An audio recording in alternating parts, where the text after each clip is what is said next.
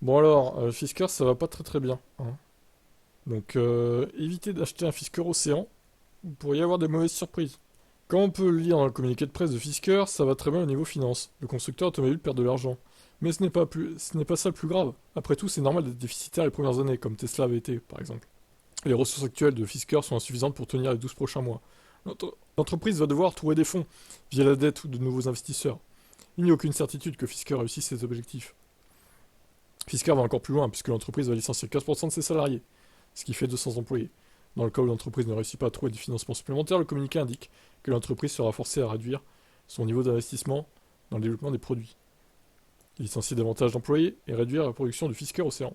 Dit autrement, si Fisker ne parvient pas à trouver de l'argent, via un emprunt de nouveaux investissements de la part d'autres acteurs importants, c'est la fin de l'entreprise, et les produits futurs qui étaient prévus, le Fisker Alaska, le Fisker Peer ou Ronin, ne verront jamais le jour.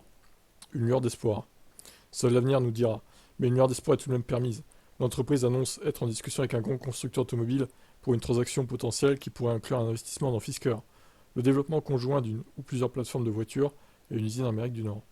Précisons pour le moment que les Fisker Océan et Fisker Alaska reposent sur une plateforme fournie par Mania, un sous-traitant de l'industrie automobile qui produit des voitures dans ses usines pour différents constructeurs. Elle a déjà investi dans Fisker et détient environ 10%. On peut donc se demander si Mania sera le sauveur de Fisker, ou si le constructeur fait référence à un autre grand nom du domaine. L'entreprise s'attend à conclure qu'il y a un doute substantiel sur sa capacité à continuer.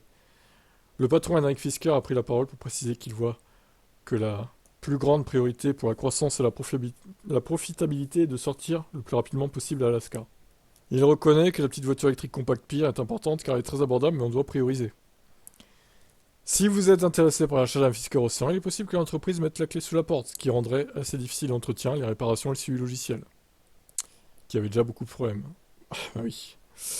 Ok, bon, bah franchement, j'aurais pas de vœux, j'irai pas du tout chez Fisker. Honnêtement, c'est trop risqué. C'est trop risqué.